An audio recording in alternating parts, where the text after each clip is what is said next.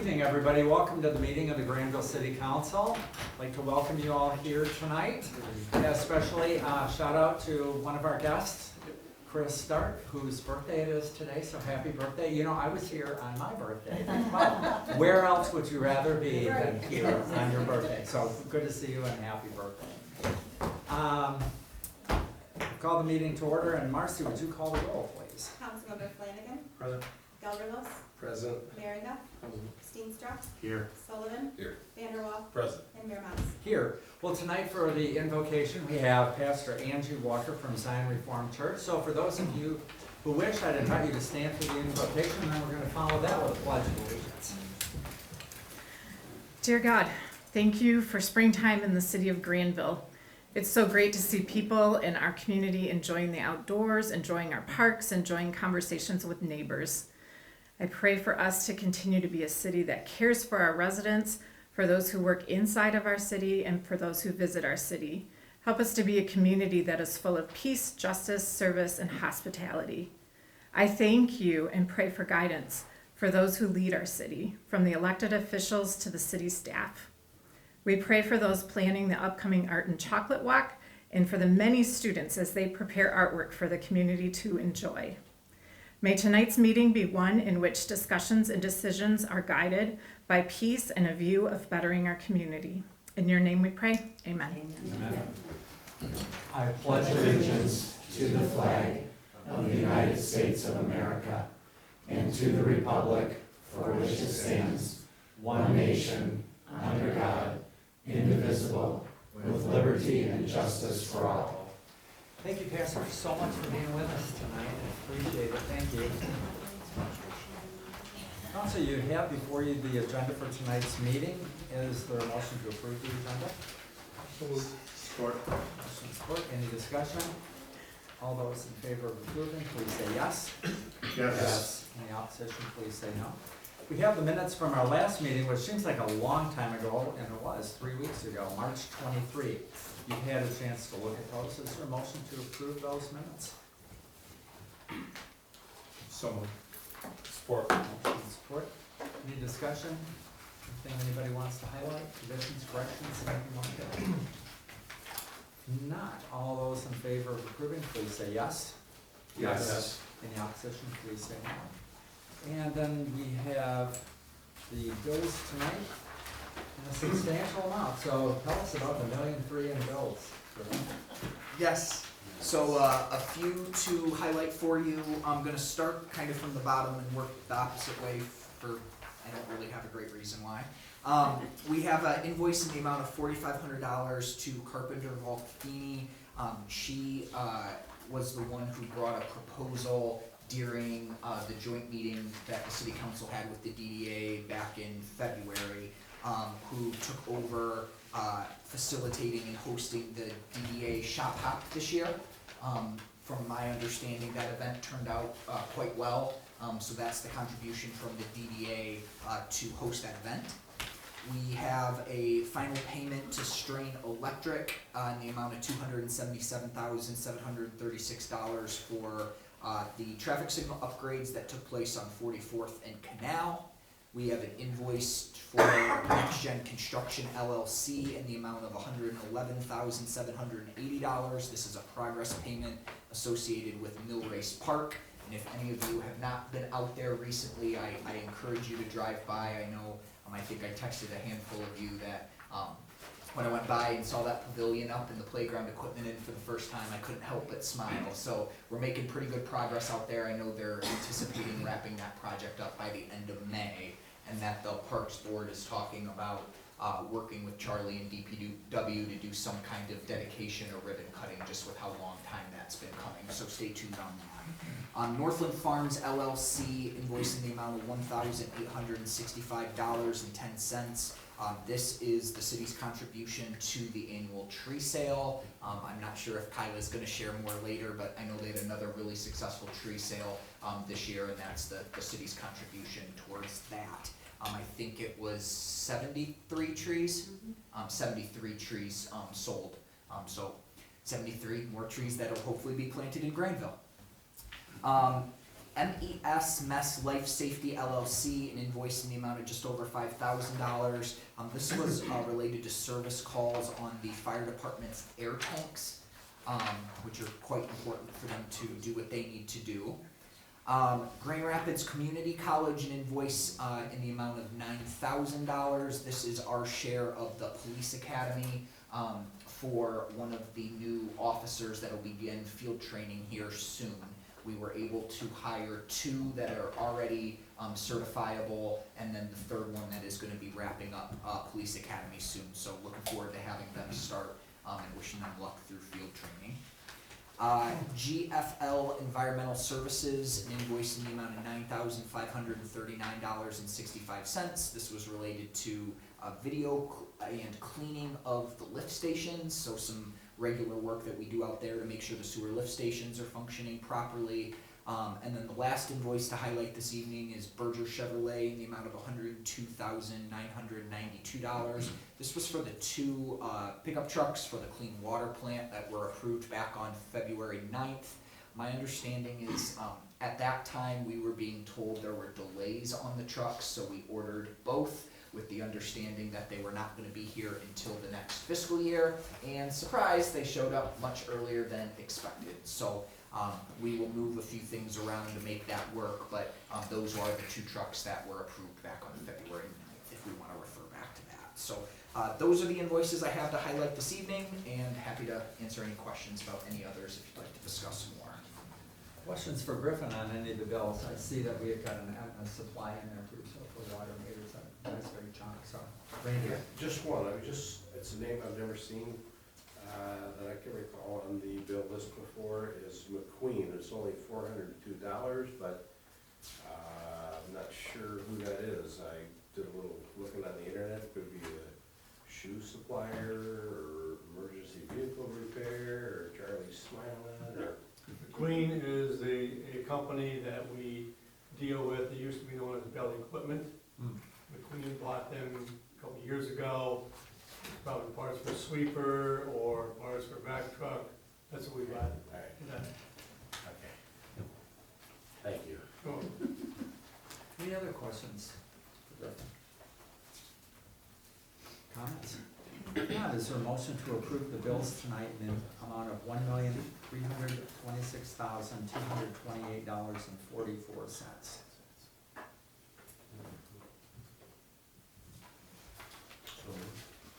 Motion? Sure. All right, Support. and support by Mike. Thank you. Any other final comments or questions? No. Marcy, would you call the roll, please? Councilmember Gunderlos. Yes. Merringa. Yes. Steenstra. yes. Sullivan. Yes. Vanderwall. Yes. Flanagan. Yes. And Mayor Mas. Yes. Time for public comment. Anybody here tonight like to address the council?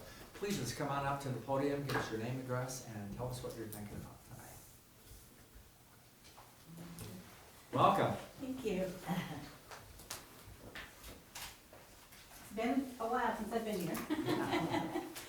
But you're always welcome to be here. Thank you. It's And you look often so fun. nice in your blue robin You know, it was kind of a spring day, and I There thought, you you know what, go. time to bring out the spring colors. And I was out working in the garden today, so Yeah. it was nice. I want to thank, I haven't been here since we got the new council members, so it's nice to see some new faces, and I want to thank you all for stepping up and working with our city to make it what it is. And also, thank you for the documents on demand. I love that. I get on every month and read all the documents. My name is Carol Perschbacher. I live at 4356 Redstone Court. You might see me walking around. I have a 3, 4, and 5 mile loop that I do. Haven't been out yet this year, but I will be. I'm here. I read the notes from last month's meeting, or the last meeting, I guess, from a gal who had some concerns about the traffic on Canal, and how it's quite a problem. And I just want to say that it's not just Canal. We have, I live, my backyard is in the back of the old 44th Street and almost right across from Potomac. And we have not had many accidents at that corner. We've had a few, but Potomac and Rivertown, many. And when there's accidents there, they end up on Old 44th Street and they pass in the middle of the passing lane. They are going above and beyond the speed limit. And it's quite concerning. I think we're living in a different time now where people are more rushed to get there and they really don't seem to have a lot of respect for traffic signals and traffic signs and the amount of space you're supposed to leave between a car before you turn in front of it. And is there anything we can do? I know I even checked into getting those flashing signs that say, you know, you're going too fast, or speed limit is this and you're going this. But I saw that they were quite substantial. Yeah. And even, I know speed bumps are, I know, you know, police officers, they're busy. They can't be at every intersection or every street. But traffic is really a concern. The city has grown huge amount. And the traffic has increased along with that growth. And I go back to your street, Tim, where they've got the three-way stop at the corner of 40th and is that Mohawk? Yeah. And it would be nice if maybe even a three-way stop at the intersection of Potomac and 44th Street might slow some of that traffic down a little bit. Or, you know, I know speed bumps. Just let's get innovative and find something that can make people more self-conscious of the limits, and they're there for a purpose. And it's even, you know, my husband and I like to walk to Applebee's or Olive Garden, one or the other. But we take our lives in our own hands trying to cross 44th Street. It's interesting. Last week was good because everyone was on spring break, but we're back now. So just want to throw that out there. It's getting rough out there. Appreciate the comments.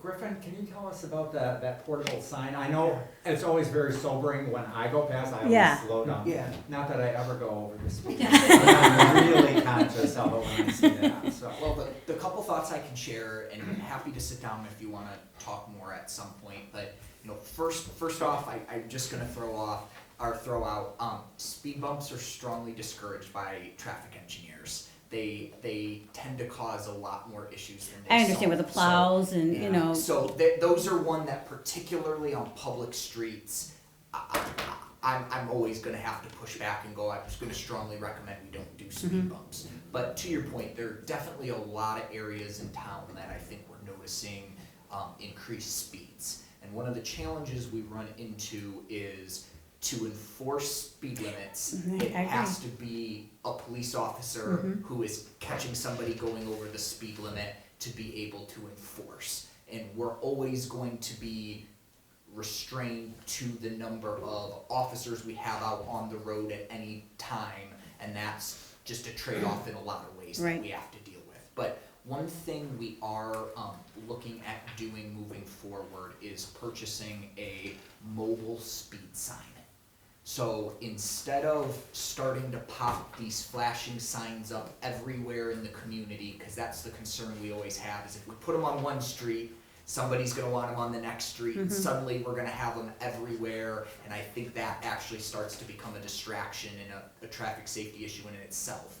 But we're looking at purchasing a mobile speed sign, and what the police department and Department of Public Works would be able to do is put it at different places in the community on a rotating schedule. And the goal would be to serve as a reminder and to get people's attention that they need to be slowing down or that they're going too fast. So I have experience using these signs in previous communities that I've worked for, and a lot of times what we'll be able to do is take the feedback we're receiving from residents about areas that they're feeling people are going too fast, and we essentially use that to build our schedule to rotate this speed sign around town.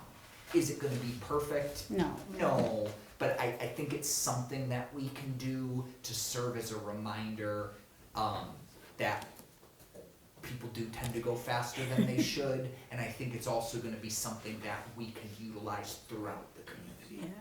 I think I remember last year where East Grand Rapids did some temporary miniature roundabouts in some areas that had some concerns for their traffic, and they were temporary. They weren't permanent. They were just there to kind of feel how the traffic was going to work if they did something like that. And I really I didn't follow through on that, but I thought even a little temporary something that would eventually slow them down. And I know the corner that I'm talking about, we got buses that go through there, the city buses. We get the fire department that comes down the street frequently. We get, a lot of ambulances. So I don't think, I don't know if a roundabout would work there, but just something to, So I don't know if it was specifically related to the East Grand Rapids thing that you're referencing, but I do know that the Grand Valley Metro Council last year, so the regional traffic governmental organization that we're part of, they did a pilot program last year on some temporary things like that roundabout. And I know we had looked into it and had a conversation with them, and we just didn't find any places in Grandville where it was gonna be a good fit last year. But those are types of programs that, when those opportunities present themselves, we are looking into whether or not we'd be a good fit to try to participate. and I agree that the police department, they've got bigger and better things to do than, traffic stops. But we're getting Wyoming that's building all these new apartment complexes, and the traffic is just increasing substantially. And I think we need to be mindful of the residents and the properties that we all cherish in Grandville. So Appreciate the comments. Hopefully we'll see one of those. I appreciate it. Thank you. Flashing signs up. thank you. Thank you. Anybody else like to address the council? Kyla? Looking forward to hearing an update about how many trees? 73? 73 trees. And we had a lot of return purchasers, and then we also had a lot of new people that found out about it. So I just want to thank everyone for approving those funds so that the city can actually give back something in the form of a green thing that can grow in your yard. So it's kind of exciting. Thursday we'll pick up the trees from the nursery and we'll bring them into the parking lot, so you'll see the trees here. And Charlie always blocks off a couple spaces for us. And then on Saturday morning between 9 and 11, we'll hand those trees out, and each person that buys a tree gets a bag of mulch and a cardboard circle. And that's been kind of our little tradition, to put a cardboard circle down underneath the mulch to prevent the weeds from coming through it. So we also are offering a class on Thursday night from 6 to 8 here to teach you how to plant a tree. So if you haven't bought a tree before, or you haven't planted one, you'll have an option to do that. And I want to encourage anybody from the city that would want to come out on Saturday. It's a great time to meet residents that are curious about you guys, that never come to a city council meeting. So I know Randy's been really good with a reminder. He always brings his truck and he hauls trees around, and it's just kind of a fun time. So Steve usually comes and we usually have a really good time, handing trees out to people. It's nice to meet some of the community that way too. The next thing is, I wanted to remind you that our Arbor Day celebration is April 24th, so it's a week from Friday, and it's going to be at Heritage Park. We have 10 trees to plant, and we'll do a ceremony, our celebration up by the old schoolhouse, and then we'll disperse to plant trees after that. It's pretty cool that we have 33 students from East Elementary coming, and I believe we have some high school students also coming. So it should be a really nice little event. So anybody that can come, I know you're planning on it, and Griffin said he would be there, so don't look so solemn. So can you tell us about the t-shirt this year? Oh, the t-shirt. Yeah. It is, every year we put a design contest out for the schools to be able to design an Arbor Day t-shirt. And we do that mainly because we want to bring the awareness to Arbor Day and get kids to understand that we celebrate it because we plant trees on that day and what happened in the history, and that will all be discussed at Arbor Day. So I receive all the designs, scan them in, and then the Grandville Community Tree Project, the board actually gets to vote on what t-shirt. And our winner this year Can you tell us who the winner was this year? was Harper Flanagan. It's Jason's daughter. And it's a really cool design with the tree in the roots, and it says Arbor Day in the roots. So we actually always make a habit of bringing Mayor Moss to the school and have a picture taken with the designer or the artist that makes our design.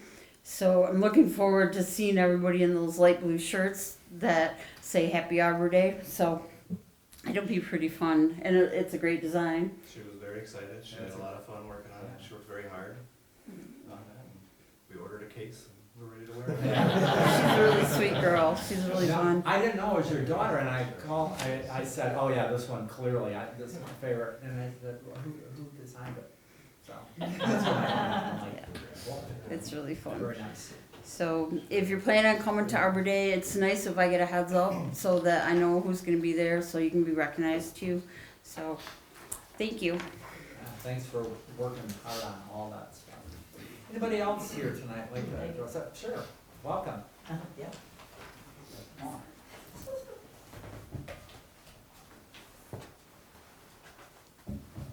This is my first time here, so. My name is Kathy Longoria, and I live at 3124 Mapleville Court in Grandville. I'm here to find out when our street is gonna be repaved. Every year they come by and they put Band-Aids on it. Well, this year, our snow blower broke because my husband to go plow it, all that gravel got tangled up in the snow blower. And I was talking to my neighbor across the street, and he had the same problem. And at the end of the cul-de-sac is where it's really bad. So when they come around with the plows, all of it like ends up in our yard. This year we have lawn service. They came and knocked on the door, said, you got a problem down here. I go, no, it's the city. I did take a picture. And I was gonna bring it and show you all the tar that was in the front of this, the yard. So my thought is there a date? Because I've called 3 years in a row, and they said in 2025 your road is scheduled to be done. That came and went, and nothing happened. We've got, oh, I'm sorry, we've got our Department of Public Works Director here. Charlie, do you know? Is that Maple Valley Court? Maple Vale. Maple Vale. I know Maple Vale Court is being done. I don't see Maple Vale. I know Maple Vale Court is on the list. Let's- You're talking Maple Vale Maple Vale Court.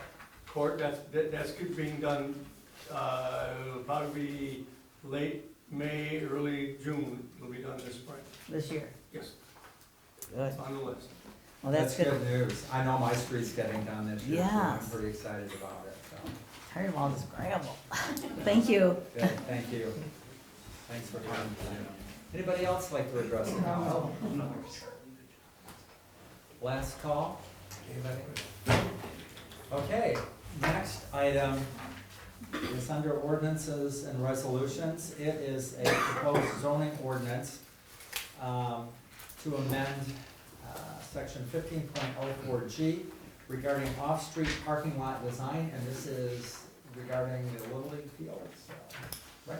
Yes, so this is in follow-up to the discussion that was had with the council on January 12th in regard to exploring some options to address the parking concerns associated with the Little League complex.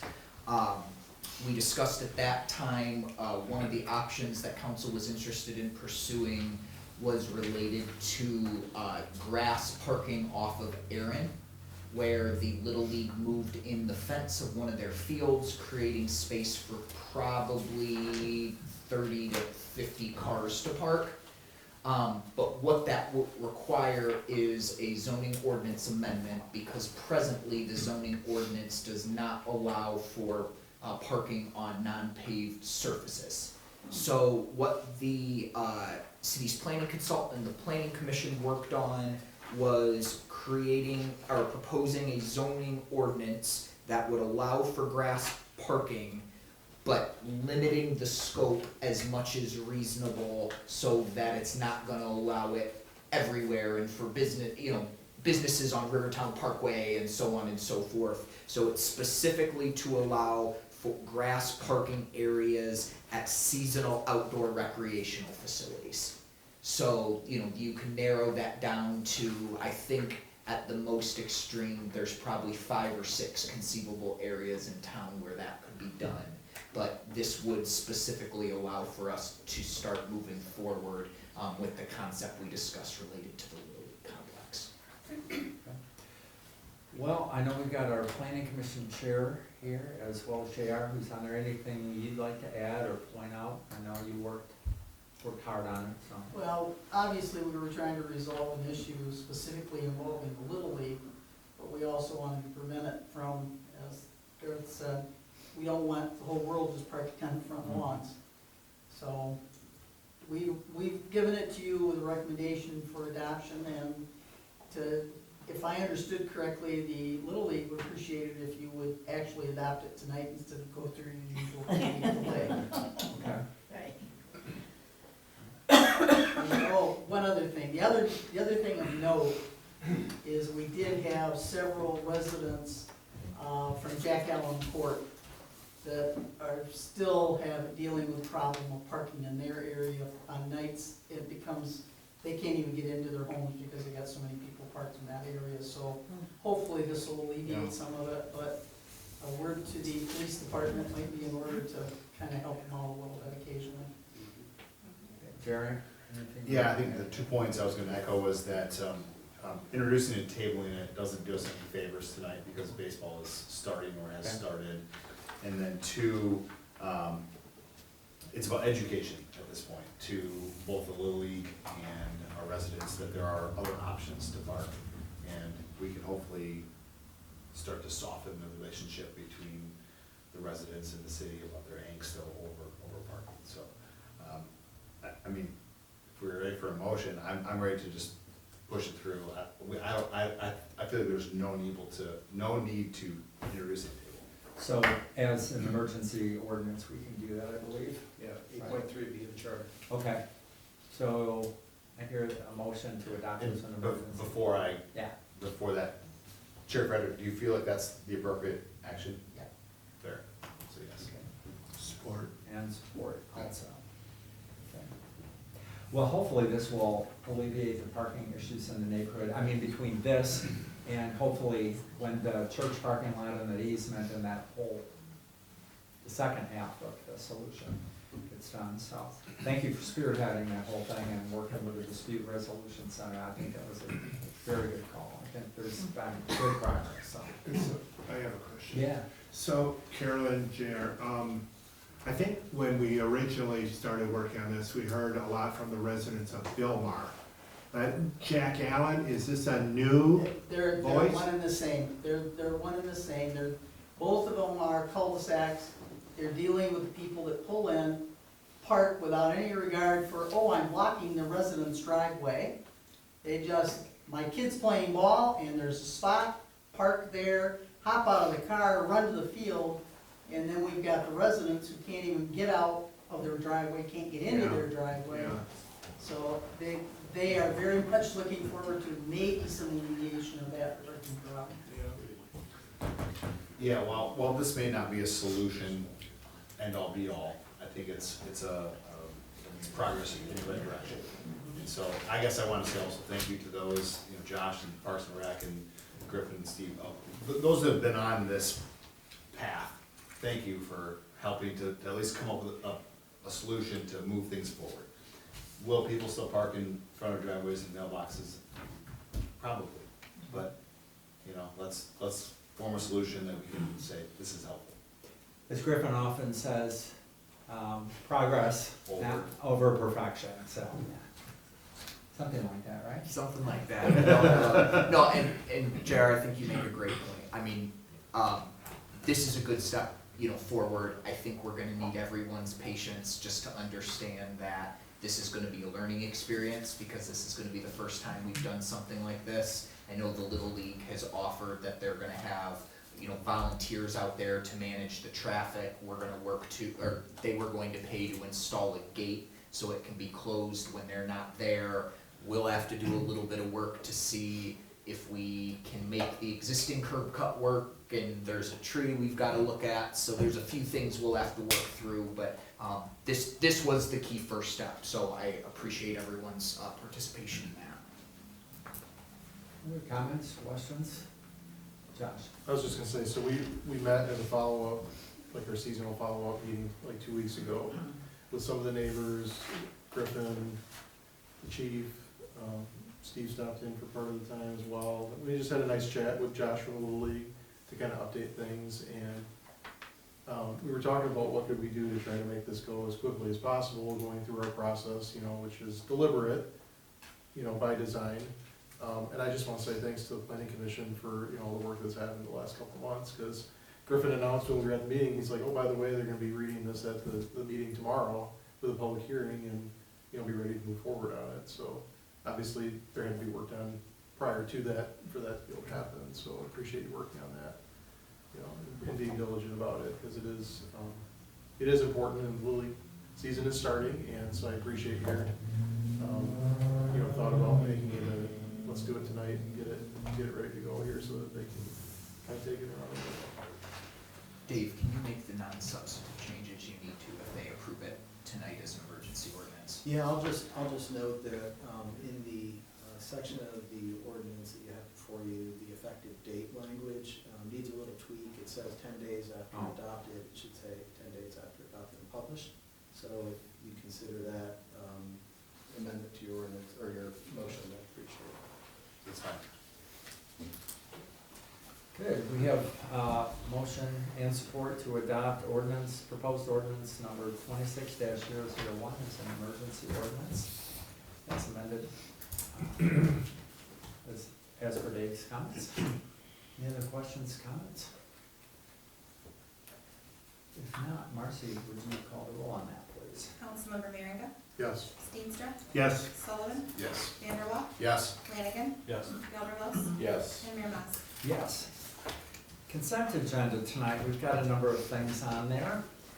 We've got the reports, February EMS fire report, the police and treasurer's report for March, minutes from the the February Park and Recreation Board, the April minutes from the tree board and March 3, and the planning commission on April 1. We also have a proposed appointment to the library board, and that is Ken Haveman.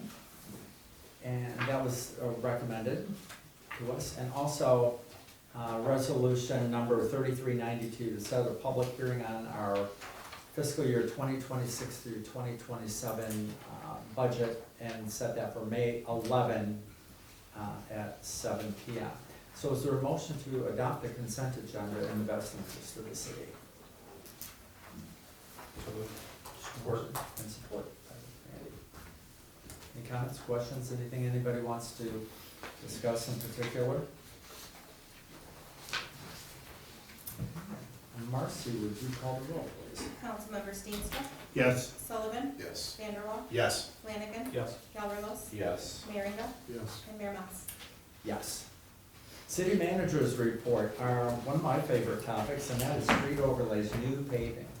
Yes, sounds like we may have solved one problem already today, so that's a win for us. But there's a memo in the packet that summarizes the bids that were received for the annual street overlay projects.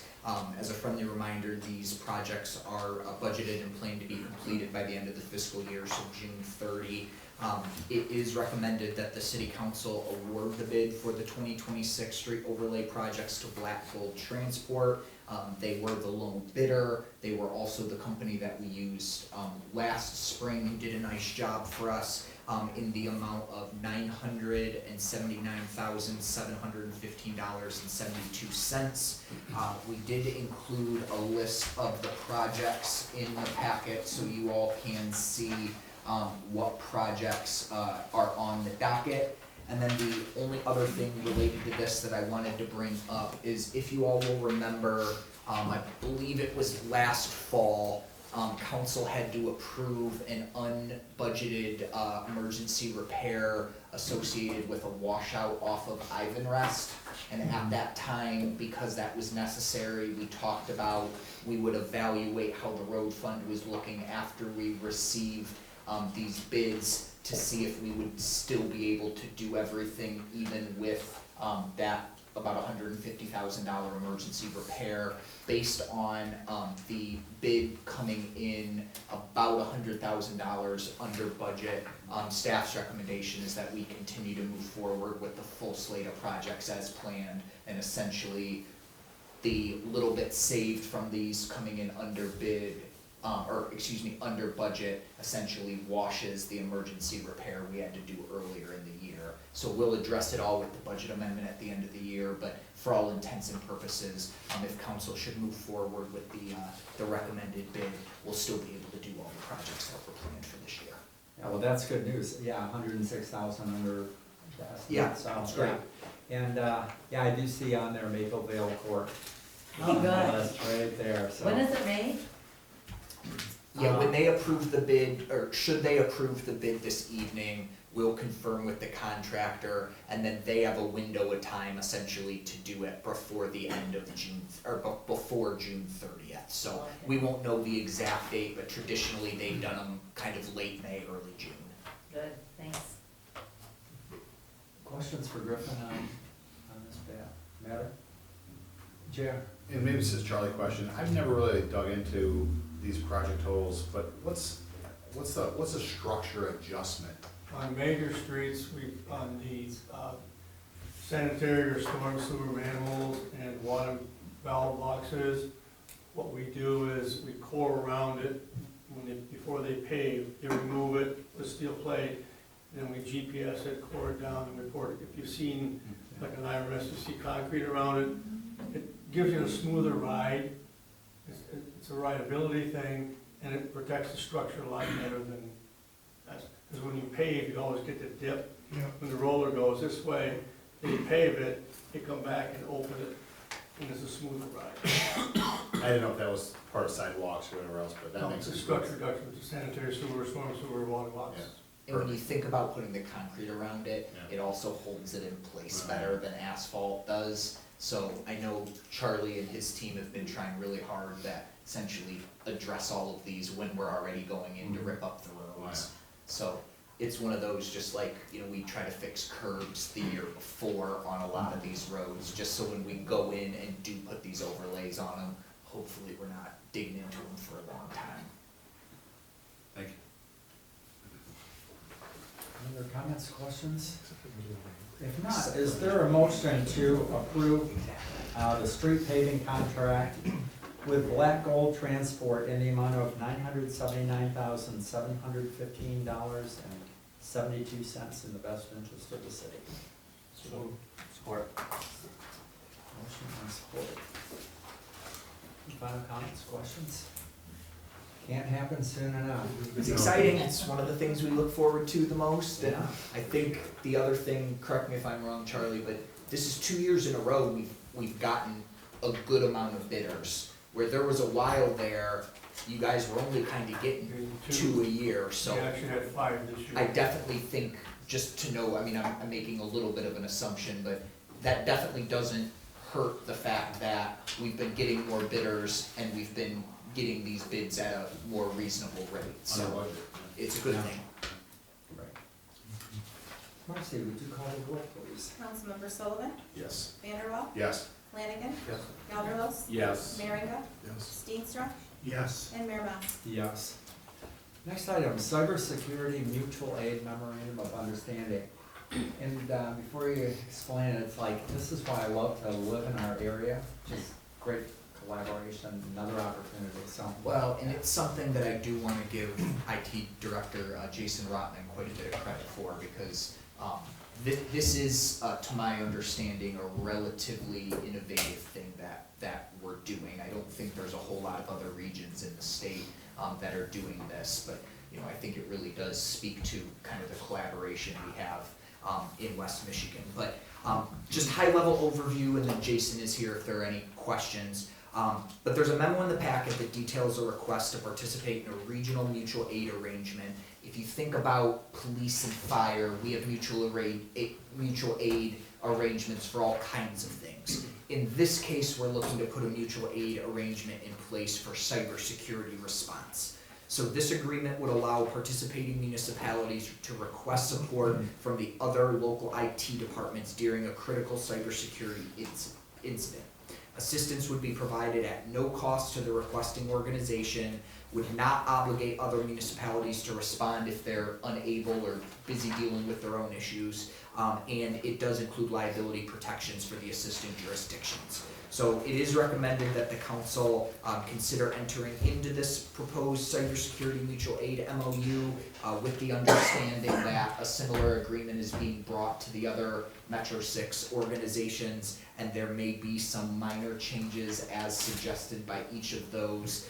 So I think at this time, if it's okay with the city attorney, really what we're looking for is, if you all are comfortable moving forward, maybe make that, that motion with the caveat that any minor changes that are really non-substantive can be approved by the city attorney, the city manager, the IT director, just so we don't have to bring kind of small things back to you all, unless you would like us to.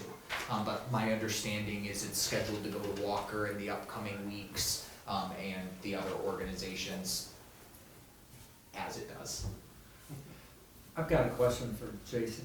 Please. Unless you have Yes. no more. Please. So the county is part of this too, right? Yes. So do you all kind of, all you IT department people, do you all kind of know each other already? Yeah, we do. We have a professional organization we're all part of then. Within this last year, the Metro 6 IT departments, we've started meeting, talk about stuff like this, collaborate further, because it's, like you all say, it's a great benefit of working in this area, is we all collaborate well, work together, and I think this is a great example of that, so.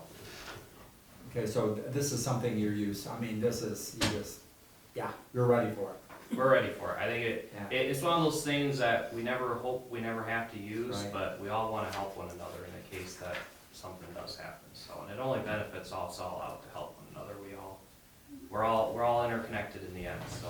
Well, when I saw this, the thought I had was how good to be ahead of it instead of there's a real issue and you have to scramble and maybe you don't know each other, there's Right. not that level of trust maybe built yet. I heard something once, they said it's not that you're going to plan, it's just whether you're gonna plan beforehand or you're gonna plan during, so this is the perfect example of we're planning beforehand, so.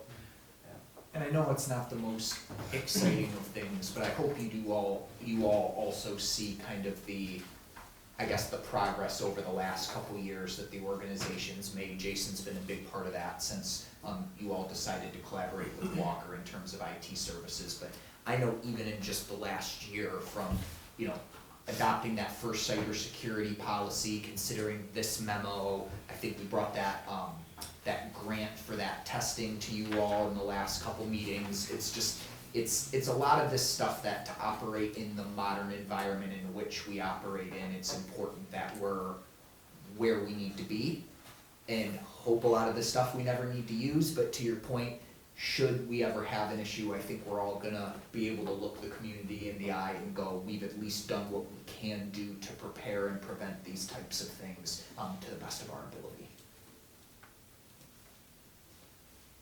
Any questions, comments, observations?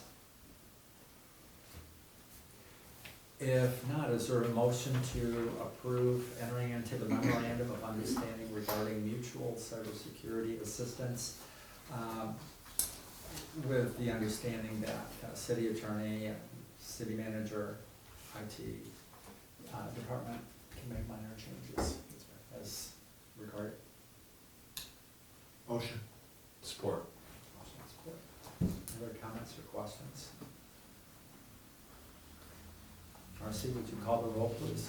Councilmember Vanderwall, Yes. Flanagan, Yes. Gelderlos, Yes. Merringa, Yes. Steenstra, Yes. Sullivan, Yes. and Mayor Mas. Yes. Water meters. Yes, so let's start with, I think, the exciting news. For those of you who have been on council for a while, my understanding is you guys have been talking about doing this project for quite some time. It officially kicked off today. I heard from Charlie, PMI is in town. They have started appointments, as of this morning. There were almost 300 appointments that were already scheduled, so we know people are receiving the communications, and it's just gonna be a big lift for our team over the next several months, but it is exciting that we're kind of at this day to move forward with this project. With that being said, I'm looking for some policy direction from the city council this evening regarding how to address some customer questions that we have been receiving regarding an option to opt out of the water meter program. So the ordinance, section 2636 specifically provides the city with authority to access water meters for the purpose of reading, testing, and replacement, and to discontinue water service if this access is not provided. I think we can all probably reasonably understand why the city needs that authority in terms of being able to maintain a safe and reliable public utility system. Accordingly, that makes it pretty clear that participation in a program like this is something that's required. People would need to let us get reasonable access to water meters and able to change them out for public improvements like this. Staff's opinion is an outright refusal or somebody not looking to change out their water meter is not reasonable in the sense that it would negatively impact the system as a whole and be unfair or inequitable to other customers. So again, the whole reason we're doing this is to try to make sure that one, the system is financially sustainable, and how we do that is making sure people are paying their fair share for the water that they use, not more, not less. And with meters, when they start to get to the age that these meters do, we all know they start to track less accurately, which is really the reason why after this amount of time they need to be changed. With all that being said, there are communities who are utilizing these AMI meters, so making the transition that we are now making, who have allowed our customers to opt out of the automated meter reading that these new technologies provide. So essentially, changing your meter is not optional, but if for whatever reason people have philosophical concerns or differences or are concerned with the automatic reading of their meter, there are lots of communities that, for an additional fee, have allowed residents or customers to continue to have their meters manually read.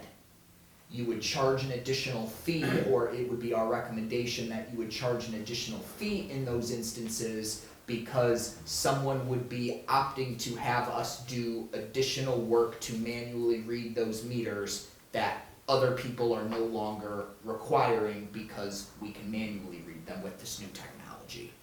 So with all of that being said, what I'm looking for this evening is to have a little bit of a discussion or get some input with all of you on where you all would like me and our team to go when we're getting these questions about, is the city gonna offer an opt-out? I think the first one is confirming with everyone that we're pretty clear that getting your meter replaced, we are not planning on an opt-out. But when it comes to if people feel strongly and have concerns about the AMI reading of meters, we theoretically could implement an opt-out or a program where people could continue to have them manually read. But if that is the direction council would want to go, I'm going to strongly recommend we do that at an additional fee to offset the cost of at that point needing to have somebody go out and manually read these single homes. So I'll leave it there. I'm happy to answer any questions or discuss more, but would really like some discussion or I guess guidance from council this evening, because ultimately this really is a policy decision on how you all would like us to handle some of these questions moving forward. Council, any thoughts? Tim, what is your? Question for you. We saw the letter from one resident. Yes. Concerned about health issues. How many more people have you heard from? We're not getting a ton. A few of the social media posts that we've started, there's been comments about if the city's gonna offer an opt-out. So I would say my best guess is 4 or 5 people we're hearing from. So this is not a huge number, but it's also not expected. This is a common conversation and kind of concern that gets brought up that we've heard from the vendor and, you know, our peers in other communities who we've spoken to who have already made these transitions. So we're not hearing from a huge number, but I also think we have to know that, you know, we're realistically gonna get through probably 90% of these meter changes pretty standardly. Couple people may need some reminders, not everyone's schedule lines up, but we'll get through them pretty easy.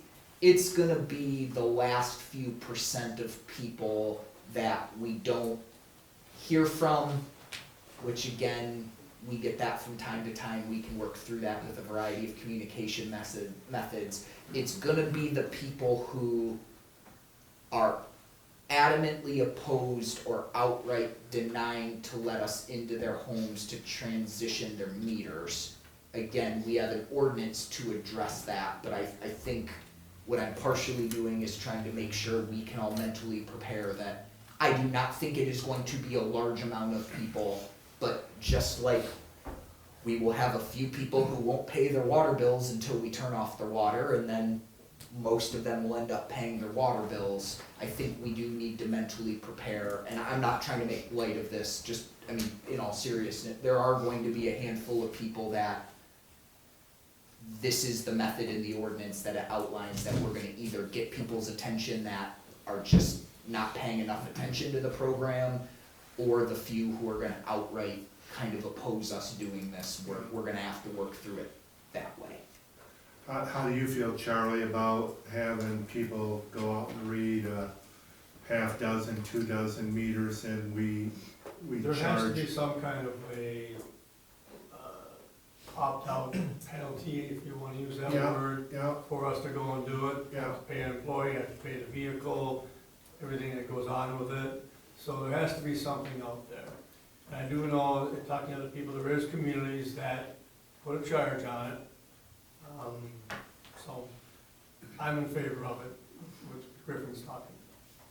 And we've heard it's relatively common, and I took this specific, because we've reached out to the other DPW directors and managers in the area, and that it's relatively common for that type of option to be Yeah. offered, though it is infrequently utilized by customers. Because what we have heard anecdotally is people want this option, but then when they find out they're gonna get charged quarterly to have someone physically go out there and read it, they decide that maybe that's not worth it to them. So I have no issue making that option available for people. I mean, we can do it with the finance department relatively easily. I mean, we'll have to do a little work to justify, determine what that fee would have to be, because again, we can't charge so high that it penalizes somebody. It has to be directly proportional to the cost of providing that additional service. So we can do that part. I think it'd be wise. If that's what to- the council wants us I think to it'd be do. wise to do proactively right Yep. from the start, Yep. rather than wait until, you And- know, it becomes an issue. We say, yeah, we've got that plan, you can opt out, and this is what it's gonna be. Think about it a little bit like those of you who already have the new meters in your home. The meters that we've put in over the last 3 to 5 years, those are the new AMI meters. We just haven't had the system in place to be able to actively read them. The point of doing the rest of the community at this time is it was taking so long to get those in there, we weren't utilizing the full benefit of these meters. So theoretically, there are people in their houses already who have AMI meters. They may just not be using them for AMI purposes. The point more is once we get that economy of scale, or that mass, if you will, where we're now having a majority of people, so we no longer have to pay the third party to do the meter reading, we're gonna have to make up for that difference. Yeah, that was, I had a question and a comment. My question was related to the last topic. Where are we at as far as percentage of our community that already have these meters versus what the next phase is? Are we at 50, 40, 30, 80? You're about a little over 50, a little under 50%. So we're about halfway through. So, you know, to offer this up to the next 55% of people is interesting, right?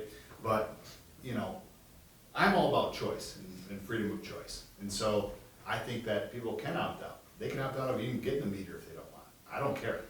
But there's a penalty, there's a fee, right? There's consequences to actions. So I'm fair with saying, if you don't wanna do this, no problem, but there's an extra fee.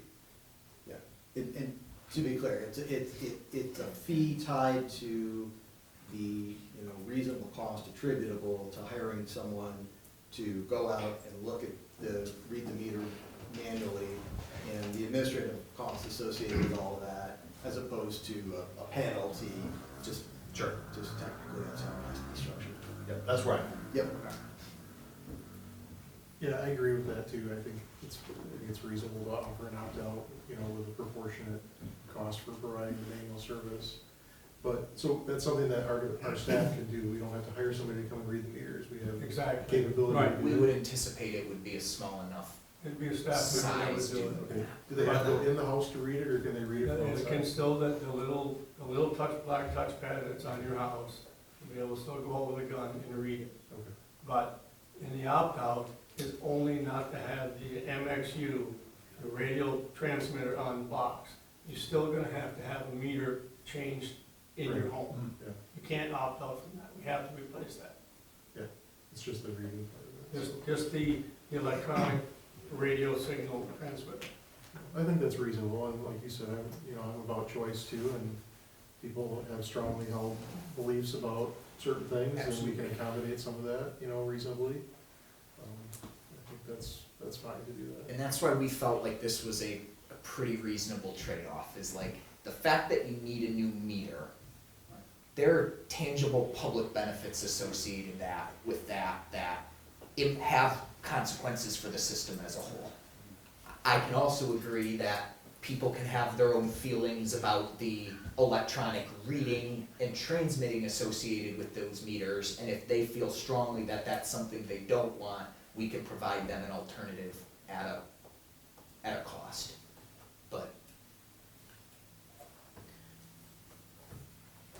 Are you looking for any formal action or just kind of a? I don't need any formal action. If we're all on the same page, there's consensus. I think if in fact there's consensus to do this, what we'll probably have to do is develop some system rules and then come back, and those will have to be adopted either as an amendment to the ordinance, or they can be adopted actually as rules that are approved by the council. So to establish this optional opt-out process. Really what I was looking for this evening is I just needed some direction on, am I saying hard no, this is what the ordinance says, we're doing it, or as I expected, we wanna create a level of choice for people. We're now gonna have to kind of clarify what that's gonna look like, and we can bring that back to you all, but I guess wanna clarify with everybody how I am going to plan to respond to kind of these questions we're getting, which is, getting a new meter is not optional.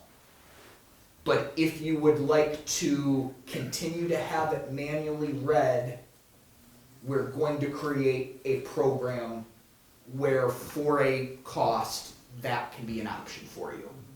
I'll word it better than that, but are we all on the same page of that's, there's kind of the two pieces of this? Sorry, is there The one thing I worry about is the people that wanna choose that path then ask, well, was I going to see a savings, because you're moving to these meters and you're not coming to my house anymore? And now paying, like, is everyone else gonna experience a savings that they're gonna continue to pay the premium on?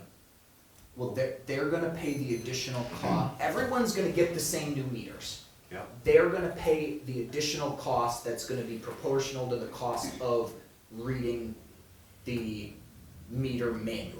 Yep. So, I'm not gonna say everyone else is gonna experience a savings, they're gonna pay more because they're making a choice to have their meter manually read instead of taking advantage of the technological advances that are allowing us to be more efficient and effective by virtually reading everybody else. But they're gonna say, today you may not read it.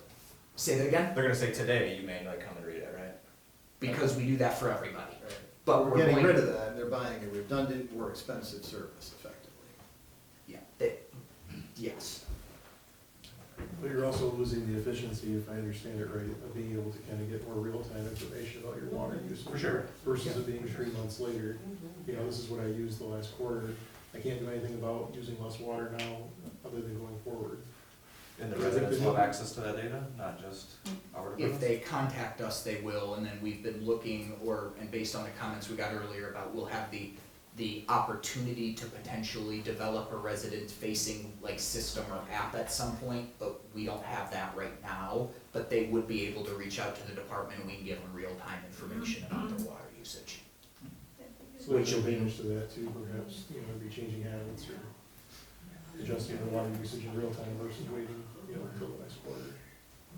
I mean, I've tried very hard. I can go into a lot of reasons on why putting in the new meters and using them to their full capacity is gonna be in people's best interest, but I also understand that I don't necessarily have the right to tell people what's in their best interest, and if they wanna make a choice, that's fine, as long as you all are comfortable with that and kinda understand the guardrails that I think we have to put in place. One, for a level of fairness and equity for people, but also for financial sustainability reasons. So if I had a blank lot in the city of Grandville, and I was to build a house, I've never built a house, so I Yep. don't know what the plumber puts in, the city puts in, whatever, and they go to put it in a brand new meter. You would get the meter we give you.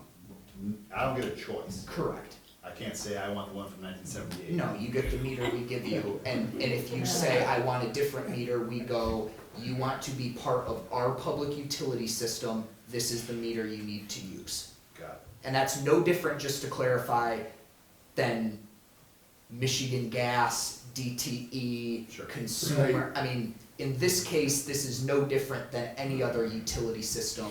This one just happens to be a public utility system. Yeah, and I don't want a whole history of this, but like, how many versions of water meters have we gone through in the history of public utilities? How many versions? Yeah, I mean, like the water meter that was in my house, that was installed in the 90s. Like, was that one like 30 years better than the one that was installed in the 60s? It could have been. I mean, there were brass meters, Yeah. they had diaphragms, they had screens, a lot of moving parts. Sure. And now the new meters today, they're electronic, there's no moving parts. The old meters, you had to put them this way, now you can put the new meters this way, it doesn't matter. Whatever, yeah. Technology has changed. If you remember, your computer screen was this big, now you got one this big.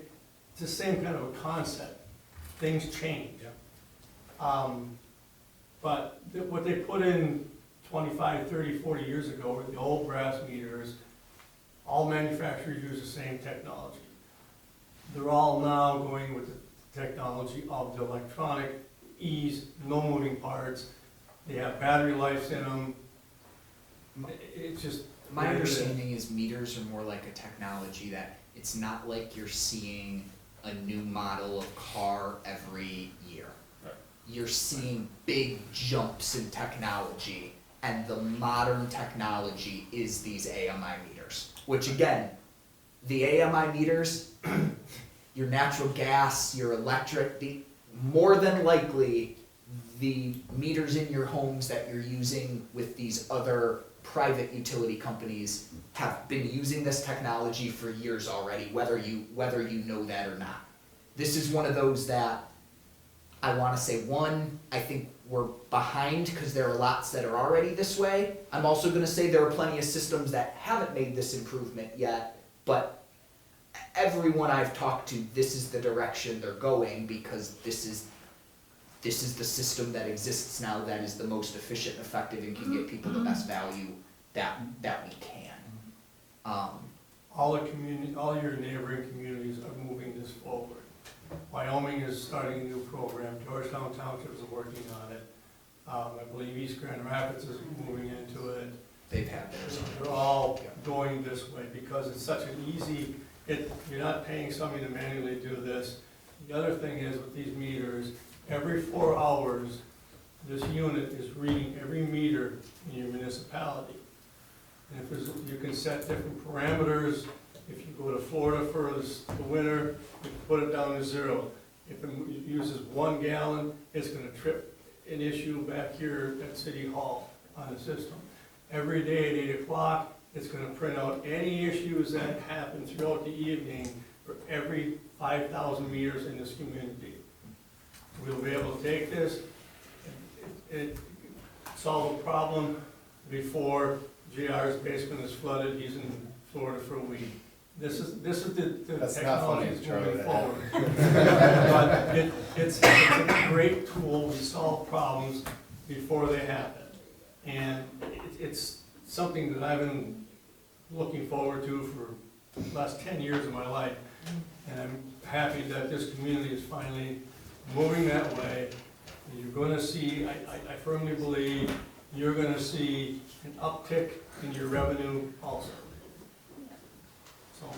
So back to your point though, Jason, earlier, I recognize what you're saying too, like now the norm is we get this read manually, now we're moving to this digital fashion, charging a fee to go back to how it is now. Okay, we're asking residents to pay an additional fee for something that's being done now, but what I recognize that, but I tend to push back on that premise because we're charging a fee for that additional service to provide staff to come out and read that. Overall, the city has chosen to invest in technology to make a process more efficient, to help keep rates as steady as possible for the overall customer base within the city of Grandville. It's a large investment for the city. So I'd say we are trying to do what we can from a fiduciary standpoint as managing the funds of the city to invest in technology that's going to better advance our goals and keep those costs. And so asking someone to pay an additional fee just for that additional service, I don't think is too far out of the realm of expectations. But back to your point, I think that's for staff to understand too, and being able to converse with citizens. Okay, you know, you have a choice, we're giving you a choice, but this is what's going to happen then. We're gonna have to charge you an additional fee because this is something that we're normally not going to be doing. And it's the concept of life of, sometimes you can be given 2 choices and it doesn't mean you're necessarily that either one is perfect. And what I mean by that is you're gonna have some people who may not wanna pay that fee, but maybe don't want this meter for whatever reason. They then get to make that choice. We don't necessarily have to offer them the perfect solution because again, to your point, we're trying to make the decision that's in the best interest of this community and this system as a whole. And part of that means we're also gonna need some cooperation and partnership from all of the individual users. So, I mean, I think we're very aware this is a good thing, both in the short term and the long term. It is gonna be a big lift to get through these. I definitely needed some direction because this is a question we are starting to get, and I just wanna make sure that when our team starts responding to it, that we're giving the direction that you all are supportive of. Say yes. was just gonna say, I know we've heard from a couple people that had concerns about health issues or philosophical issues or whatever with the radio reading. Do you feel, and I know at least the one had kind of flat out refused basically to say that she was gonna get her meter replaced. Do you feel that offering this option will make that a smoother process and people would be accepting of the meter if we're addressing that part of the concern by giving the opt-out option? I think it's a good faith effort. I don't know if it will please everybody. There are gonna be some people who may have strong enough opinions that candidly, no matter what we do, may not be good enough. But I genuinely believe it's a good faith effort that we are giving them an option. Whether they like it, whether they take it, I don't get to make that decision for them, but it sure doesn't hurt. Okay. And I think there was a question in the audience if you would like to take. Otherwise, I think Randy had a question before we get out there, so, yeah.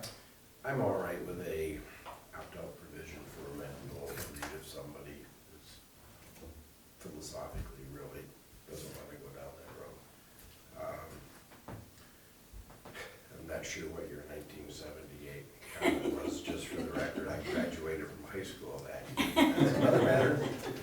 And I'm not sure what side of town we've got about a 50% compliance or area where we've always done this already in town.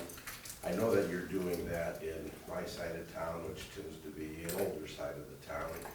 I know that because I got a nice little postcard in the mail that said I had not responded yet and I could have my water shut off if I didn't respond. So they got me thinking a little bit.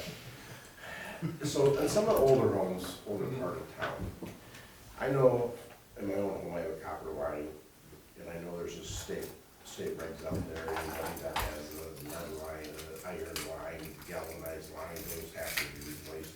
That's a system cost. But personally, I know that on my own home, that I've got a gate valve on the street side and the home side, right? Where do they shut the water off? Is it at the meter out at the curb? Because I happen to know that my gate valve on the street side leaks. How do they handle that? I believe in your first letter or something, it says that the homeowner needs to call a plumber and take care of that. Ahead of time? Or at the same time? If you can do it before, it'd be great. So then you'd have to shut the water off? We shut the water off the street, so that your plumber could come in and replace that valve. And how long? A couple hours? Replace the valve? Well, I have a few neighbors too that were asking these questions, yeah. Is that a half a day process for the water department to come shut that off, get a plumber in there to make that repair? If you have a plumber coming at 8 o'clock in the morning, we'll be at 8 o'clock, shut your water off. Plumber come in and replace the valve, we turn that water back on. It all depends on how fast your plumber works. If he can do it within a half an hour, your water will be back on. Do you think maybe I should respond to that a little I would. But the other thing, If you're gonna replace your gate valve, Yeah, I highly recommend ball valves. Gate valves are horrible. I know that. But can this be done, I guess back, I'll talk to you later. I'll throw it out this way Anybody else if I get an can. orange card? But, so, most of the messaging we have been putting out has been encouraging residents to identify the location of their existing meter, make sure it's accessible, and test those valves. Because what we're trying to avoid as much as possible is the situation where the resident does exactly what we're trying to get them to do, which is they schedule their appointment, they take their morning off work, they meet the technician there, and the technician finds an issue and can't do everything they need to do at that time. Because the most frustrating thing I think for most people would be, I did everything you asked me to, you can't do what you need to, and now you're saying you have to make another appointment. Okay, and that kind of goes back to my point. When they come out to replace the meter, do they just turn the street side the valve off, or are they shutting it off at the road? If you have a valve, street side, homeowner side, they'll shut them both off. Yeah. And they'll take the meter out, put the new meter in, turn it back on. Now, If they have the leakage on the street side, they're gonna they're gonna work in the water, and they're gonna complete the repair, or they're gonna say, no, They- back? if the homeowner can't afford, whatever, replace that valve, then the technician will call us, we'll shut the water off at the street. So you have no water, your valve's not gonna leak, we'll replace the meter, turn the water back on, and your valve's gonna leak until you replace it. Because those are a couple of questions I've had from people. If they have a question, please have them All call. right.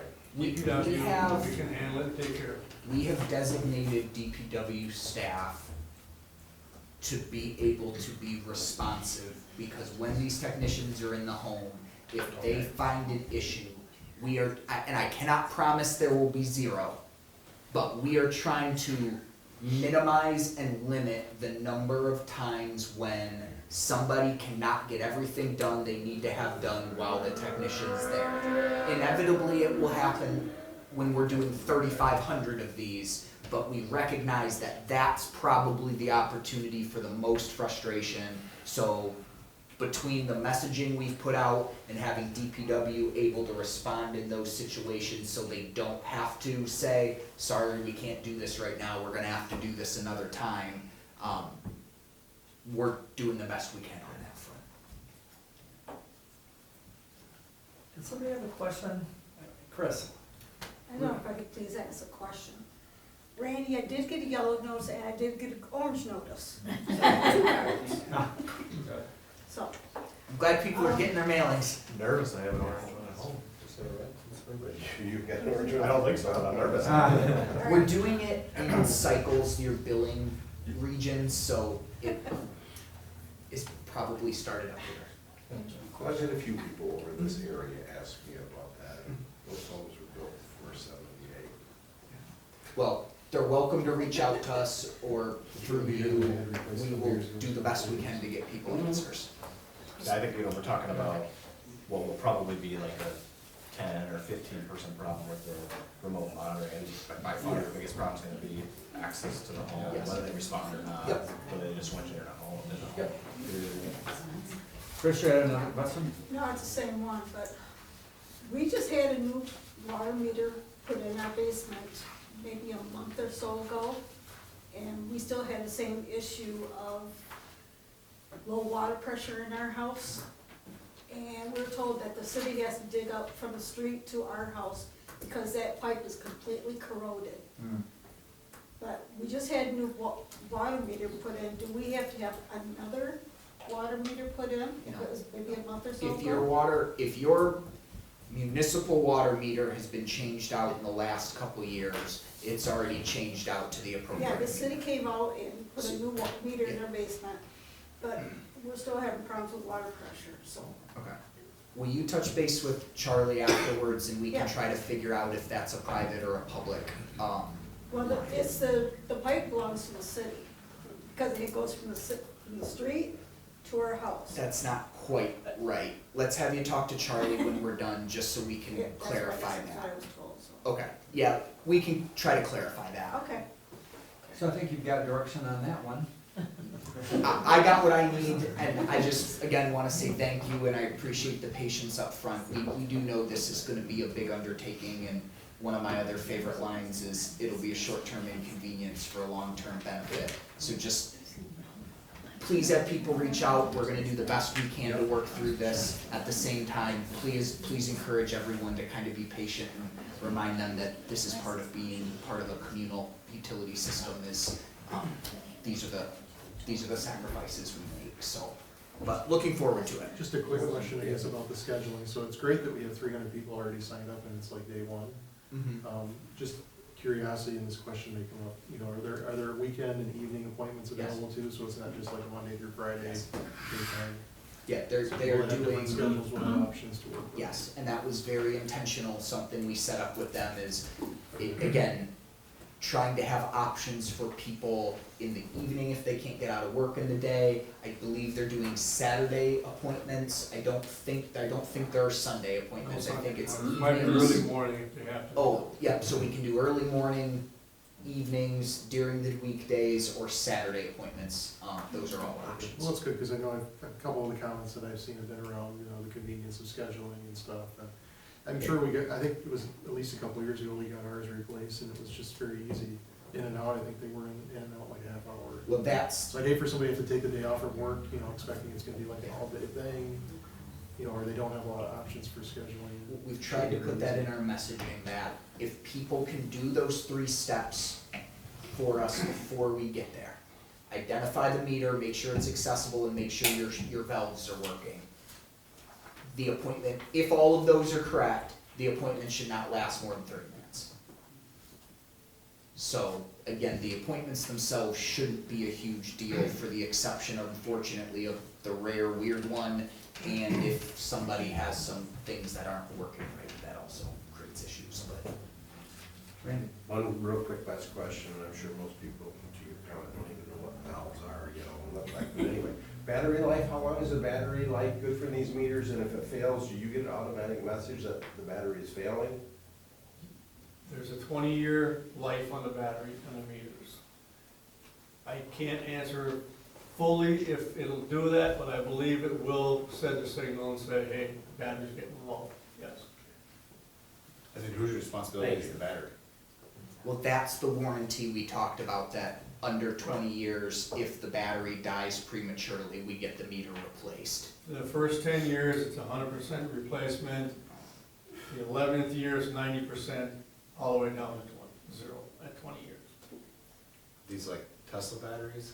Let's hope not. But at 20 years, when it's time for replacement, it's the city's responsibility. Yes, to replace the Yes. meters. Yes, we are responsible for the meters. Anything else? Not related to that, I have a few kind of notes or reminders. Thank you all for the discussion related to that, I appreciate it. Couple quick notes.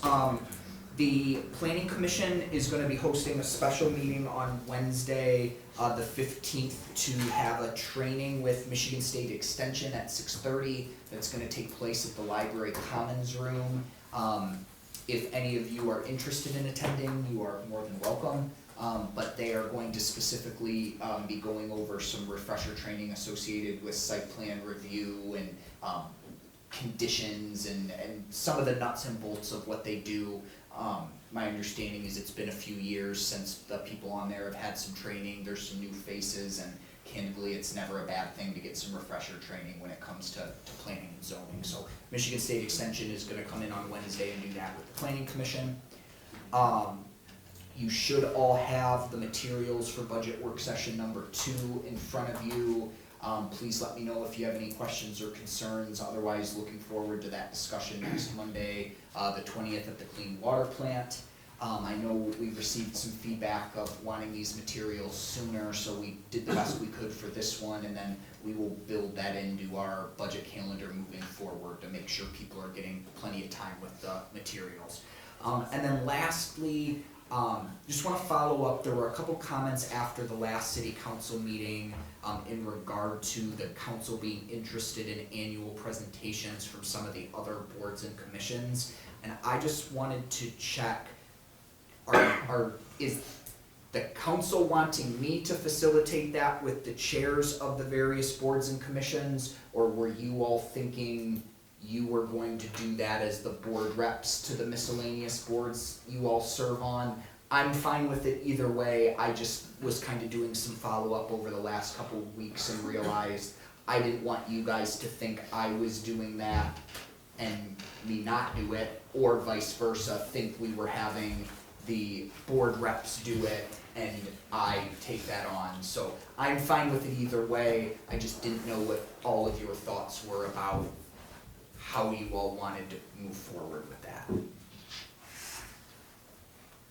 I think it would be great if we could get the board chairs to do it, you know, if they need some assistance with putting together a presentation, or, I don't think it necessarily has to be a slideshow and a verbal presentation. It's nice if they can come and kind of share with the community what's been going on, but, you know, minimally like a written presentation or written summary or something like that. But, you know, I think we could probably facilitate delivering it if necessary, but it's nice to see our volunteer board members here too, you know, so we get to know who they are and, you know, get to hear from them directly about the stuff that we're working on. I don't know, it just strikes me that if you're the kind of the point person, maybe you just shoot out a letter to all the board chairs, hey, we'd love to hear from you this year, something like that. Then it's all done, everybody's done it, and it's all at the same time. I'm happy to do that, I just wanted to make sure we weren't repeating efforts or, I just wanted to make sure we were all on the same page for that one, so, okay. Again, I guess unless there's other thoughts, I'm happy to kind of take the lead on that one, and I'll just ask then for all of you that are on various boards or commissions, maybe give those groups a heads up that that's probably coming, but I'll put something together to reach out. That's all I have this evening, unless there are questions or concerns. Thank you. Councilmember comments, Jason, let's start. Your end. I have nothing further tonight. Randy? No comments, thank you. Josh? It was mentioned earlier, but it's just good to see the progress being made over at Millrace Park. Playground's basically done. There's some restoration work and stuff that needs to go on around there yet. The pavilion, I think, needs to be poured yet, correct? Pavilion floor, yes. Yeah, I mean, so it's nice to see the structures going out there and even see kids playing on play equipment already. You know, so even, I know it's gonna get used. There's younger kids in the neighborhood that are already playing, which is great. And they've already kind of walked the trail that needs to be paved yet in the back there, but that's. The overlook is done. The overlook's done, it looks really nice, so looking forward to completing that project and, you know, being able to cut the ribbon and present that to the community. It's been a long time coming, so. Yep.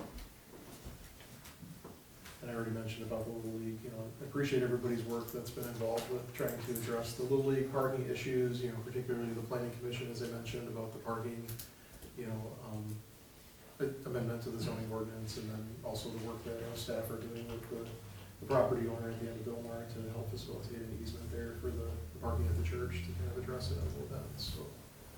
Making good progress there, it was encouraging, we got our meeting a couple weeks ago, so thank you. That's it. Kim? Carol, good to see you again. Good to see you. Yeah, good to have you back, and appreciated your comments tonight. I'm gonna have a shoulder replacement, so I might not be mobile for. Well, at least we know where you're at. Yeah, exactly. Stop in anytime for a cup of coffee. All right, that's it. Mike? Just want to encourage council members and the public to come for the Arbor Day celebration on April 24th. I unfortunately will be out of town for a work conference, but I know Kyle has been working very hard in getting that set up. And then just wanted to say thanks again to Carolyn and JR and the Planning Commission on your work on the parking ordinance. I also appreciated it being very narrowly tailored. That was one of my primary concerns earlier when this was brought up. So I appreciated you taking time to address that and writing that. So thank you. Yeah, I'm gonna try to attend the Arbor Day, next Friday. Last year I got to give the proclamation, that was fun. I got to wear a t-shirt, that was designed, and maybe Jason's daughter will be there this year, that's cool. Yeah, you know, the whole, presentations by each board, I know I've been saying that for years, but I feel like some context there is that, when I started on this council, the ESC was being formed, and part of our goal and our vision was we were gonna provide annual updates to the council. And maybe the historical commission or the library board doesn't have that in their bylaws per se of presenting, but I just think it's great information. And I know at one of the last planning commission meetings I had asked for kind of routine updates, and that's in the minutes. And it's all great and dandy when you can read the yellow pamphlets about what's going on, but having an annual presentation, even if it's 5, 10, 15 minutes, I think that's awesome. So I think that would be an encouragement. And the last thing, Randy, the 1978 comment, it's what the kids call rage baiting. So if I rage baited you into thinking about it any further, then I did my job. Thank you for sharing that. Now I know. That's Great. Now, thanks everybody for joining us tonight. Looking forward to the tree sale this weekend. I'm getting a couple fruit trees, a couple apricot trees. So looking forward to planting those and getting that in. And as well as Arbor Day and the Art and Chocolate Walk. Lots of good things coming in the springtime. So, is there a motion to adjourn? Support. Support. All those in favor, please say yes. Yes. The opposition, please say no. Great, thanks everybody, have a good evening.